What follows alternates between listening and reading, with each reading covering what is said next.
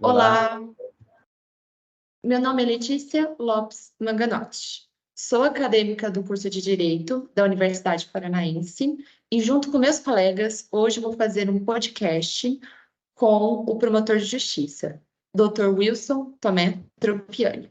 Doutor, muito obrigada por comparecer e receber o nosso convite para participação. eu que agradeço. Ficamos Lembrarem. muito honrados. Bom, vamos começar. Ô, doutor, quantos anos de experiência o senhor tem na área jurídica? Olha, depois que eu saí da faculdade, né, naquela época não havia aquela questão do requisito dos 3 anos, então eu fiz o concurso, né, passei, e então eu comecei a atuar, né, profissionalmente já como promotor de justiça. Em domingo agora eu completo 20 anos e 6 meses, né, completei 20 anos em maio, né, então vamos para 20 anos e 6 meses. Tomei posse no dia 26 de maio de 2003. Tinha uma carreira muito longínqua. Amém. Doutor, qual a sua comarca de atuação atual? Cruzeiro do Oeste. Sim, sim. Doutor, o senhor já teve que entrar com processos relacionados à saúde na comarca? Olha, eu não tenho infelizmente eu não tenho a contagem, né? Mas eu já entrei seguramente com mais de 300 ações de direitos individuais de saúde. Coletivo aqui, talvez alguma coisa, mas individuais, com certeza, mais de 300, talvez até 400 ações. Sim, sim. E geralmente a frequência delas, o senhor acredita, doutor, que estão crescendo durante o tempo? Olha, essa situação da frequência e do número de ações atuais fica um pouco difícil eu te dar a resposta. Por quê? O que aconteceu? Ano passado, por exemplo, se eu entrei, acho que foi com uma, retrasado, mesma coisa. Porque havia um entendimento do Supremo, isso está em discussão ainda, que as ações que envolvem medicamentos não incorporados aí na lista do SUS, eles iriam todos para a Justiça Federal por causa da necessária inclusão da União nessas ações, né? E esse entendimento agora, foi um pouco revisto. Agora, o entendimento é que a pessoa vai ser atendida onde ela procurar. Então, se ela procura a justiça, a promotoria estadual, né, a gente pode entrar aqui na justiça estadual contra estado e município, desde que não seja aquele medicamento mais complexo, por exemplo, o medicamento do câncer, coisa assim, que aí já é da União mesmo. Mas se não, então a gente voltou a entrar com ações não faz muito tempo, né? Então, eu não sei te falar assim uma frequência exata recente, mas pessoas procurando a promotoria para resolver administrativamente, né? Muitos casos não vão, mais de 90% dos casos nós resolvemos administrativamente. Todo dia tem, todos os dias. Se você falar que, no mínimo, vieram 5 pessoas por semana ser atendidas, no mínimo. Então, todo dia tem gente para a gente atender e resolver alguma coisa.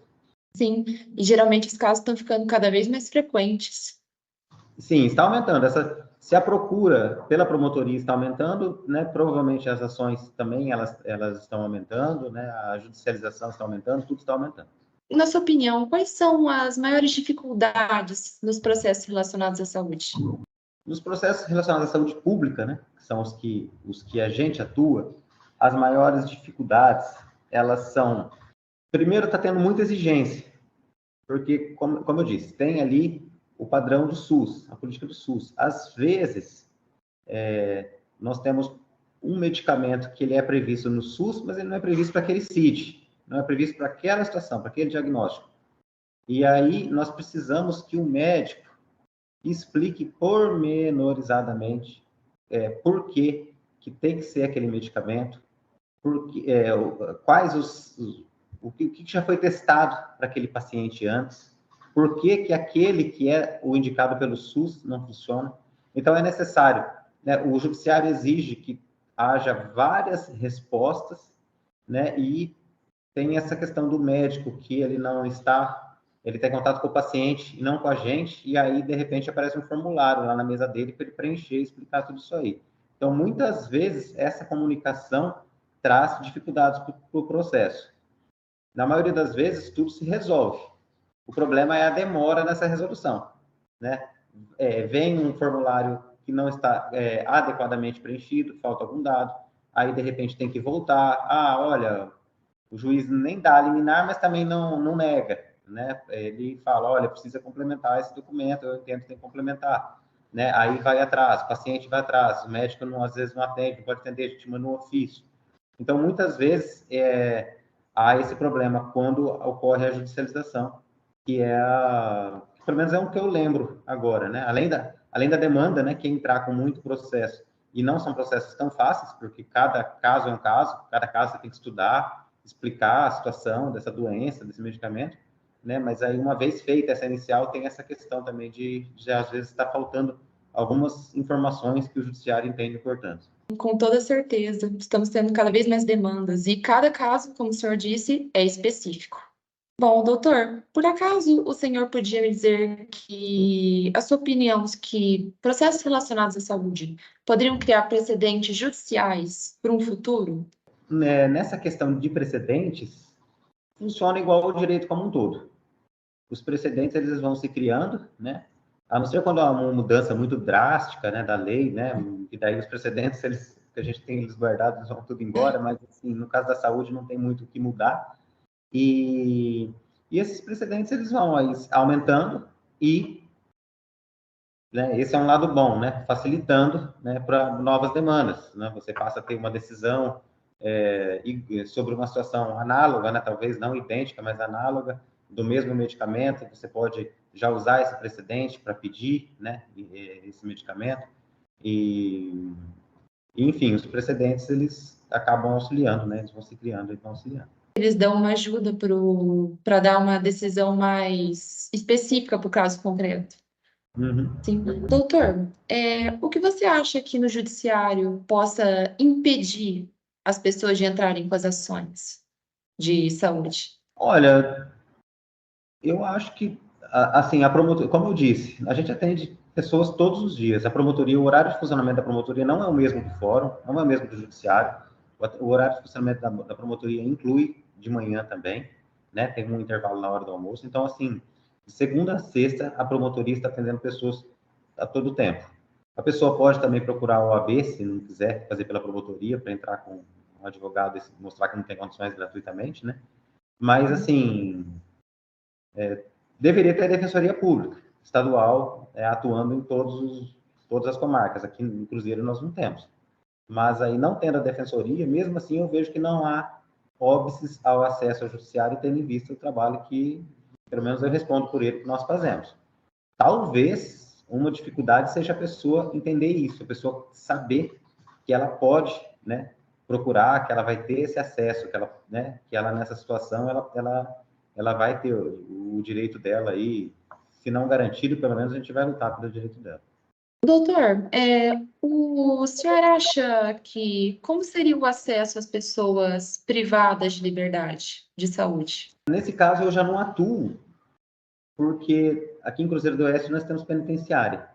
Então, assim, com exceções de presos provisórios, os nossos presos aqui estão todos na penitenciária. E lá, eles são atendidos com muito mais facilidade do que as pessoas que procuram a promotoria, porque daí lá eles mostram que estão com problema, vai lá médico atender, enfim, assim, o conhecimento que eu tenho é que o atendimento para eles tem sido disponibilizado de uma forma até bem tranquila. Doutor, na sua opinião, qual é o maior problema na área da saúde que envolve questões governamentais que possa dificultar o acesso e fazer as pessoas irem ao judiciário? O que acontece na prática, assim, vamos falar de demanda à saúde no judiciário em geral. Existem, para a gente entender, duas formas aí amplas de discussão de judicialização da saúde: saúde pública, saúde privada. Saúde privada, se paga um plano de saúde, o plano de saúde não te dá determinado tratamento. Talvez por alguma questão que não esteja expressa, e aí a gente vai para uma questão de interpretação. A pessoa entra, né? Saúde pública. Aí a gente pode dividir em duas situações distintas, né? Aquilo que não está padronizado no SUS e aquilo que está padronizado. O maior problema é nesses não padronizados. Porque, olha, padronizados, se eu te falar que eu entrei também, essas poucas ações que eu entrei aí até o começo desse ano passado, foi por causa de faltar uma cirurgia ou alguma coisa. Mas é muito difícil, a gente resolve tudo com um ofício. Agora, os não padronizados, que aí é o problema, né? Ou aquele medicamento não é padronizado, ou ele não é padronizado para aquele CID. E aí, nesses casos, o que poderia ser feito? Um estudo amplo, né? Brasil inteiro. No Paraná teve tantas ações, em outro estado, quer dizer, sobre uma situação análoga, né? Aquele medicamento está sendo indicado para os médicos para aquele determinado CID, né? E aí, no âmbito do Ministério da Saúde, eles aí fazerem, né, um estudo, uma avaliação e incluírem isso aí. Então, acho que, porque essa padronização do SUS, ela funciona do mesmo modo que o direito que vocês estão aprendendo aí na faculdade, que eles são igual lei, é geral e abstrato. Então, vai funcionar dessa forma, vai ser esse medicamento para isso. E, às vezes, no caso concreto, foge dessa padronização do SUS. Então, assim, nunca vai ser resolvida essa questão da judicialização, ela nunca vai ser zero, né? Sempre vai ter demanda, sempre vai ter problema, sempre vai ter caso concreto que vão demandar a procura judiciária. Agora, talvez, né? Eu não sei, porque eu sei da minha comarca, né? Da comarca que eu trabalho, da minha promotoria. Mas talvez haja situações de medicamentos em que está havendo uma repetição muito grande, né, de demandas judiciais, que daí talvez seja o caso deles já incluírem também. Isso pode melhorar daí. Porque assim, doutor, nós estávamos debatendo em sala esta semana que nós estávamos fazendo um estudo sobre como o judiciário poderia auxiliar a saúde, tanto privada quanto pública, com as ações e os precedentes, que seriam algum grande benefício.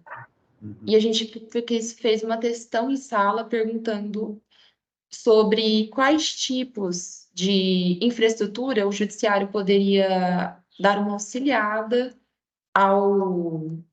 aos hospitais, às clínicas gerais, ao governo público em relação à saúde mesmo.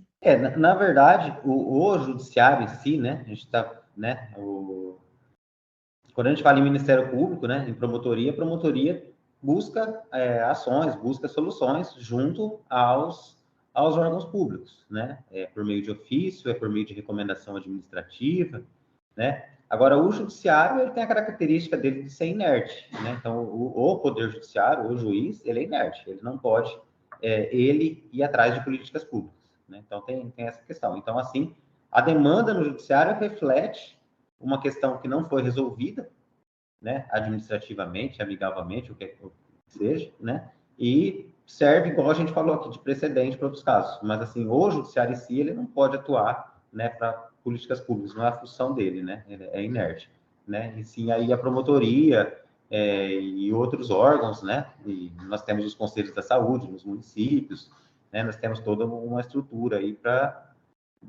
de atuação. E eu costumo dizer, não só no direito à saúde, né? Meio ambiente, patrimônio público, qualquer uma dessas áreas aí de direito difuso que a promotoria atua, a melhor voz é a do povo. O povo é quem procura, né? Por mais que a gente saia, né, por aí, a gente não vai encontrar as pessoas certas, né? As pessoas sabem onde é a promotoria, então, e o telefone e tudo mais. Então, as demandas, aquilo que a sociedade precisa, o povo traz, o povo não aguenta. Vou te dar um exemplo, o dengue, começa a ter problema, a ter surto de dengue. As pessoas vêm correndo aqui na promotoria, mas vêm correndo, tem uma casa ali que está abandonada, que é foco, está na rua tal, está todo mundo pegando dengue. Então, assim, as pessoas, elas procuram, né? E aí que nós vamos atrás, né, desses instrumentos que eu falei, seja estar um procedimento, um simples ofício, uma recomendação administrativa, mas tudo isso para evitar a demanda no Poder Judiciário. Se for o caso, depois a gente ingressar no Judiciário. Porque o Poder Judiciário ele necessita de provocação para poder agir e as pessoas geralmente não têm eles não teriam algum senso de procurar o Poder Judiciário, realmente. A pessoa mesmo, a pessoa comum que precisa de um serviço de saúde, ela nem é o caso, ela não é nem adequado que ela vá à sala do juiz, né? Porque o juiz não vai poder fazer nada por ela, né? O juiz não pode instaurar um processo, né, em favor dela. Ela tem que procurar um advogado, ou, se tivesse a defensoria aqui, né? Ou daí, no caso, a promotoria da saúde pública, que também tem atribuição, né? Hoje em dia é pacífico na jurisprudência, no começo havia uma certa discussão. Se o promotor de justiça, como ele atua, o Ministério Público atua em direitos difusos, tal, se ele poderia entrar com ação individual de saúde, né? E o entendimento, né, que decorre da Constituição, que a gente pode sim entrar com essa demanda individual também, né? Assim como na área de família nós podemos entrar com ação de alimentos, né? Ação de investigação de paternidade, nós podemos entrar também com ação individual de saúde. Doutor, vamos finalizar a entrevista por aqui? Ou o senhor tem mais algum ponto para expor para nós que estamos participando? Eu acho que o resumo é esse aí, né? A gente evitar, né, ao máximo, atuar de forma a evitar a judicialização, porque a judicialização sempre é uma demanda que gasta, às vezes, mais tempo, às vezes, mais complexidade, e quando não for, né, possível evitar, saber que serve aí, pelo menos, como precedente, né? Então, a gente tem essa... E agora, como resolver, né? Como eu disse, citei esse exemplo, né, de talvez o Ministério Público, o Ministério da Saúde, né, incluir novas situações, talvez seja, né, uma solução, né, junto com um investimento maior, né, e mais de dinheiro mesmo, que eu digo, né, para a saúde. Mas, né, tudo exige uma ampla discussão, né? Talvez um promotor sozinho numa comarca não vai saber, né, quais são os problemas, né, falando do Brasil como um todo. Sim, claro, doutor. Então, agradecemos muito a sua presença, ficamos honrados por compartilhar seu conhecimento conosco. E muito obrigada. Vou finalizar aqui. Eu agradeço também. Caso vocês precisem, depois de algum exemplo de demanda de saúde, um medicamento que a gente entrou com alguma ação e tal, aí pode falar com a assessoria que a gente fornece daí. Sim, claro. Muito obrigada, doutor. Tá, nada. Tchau. Tchau.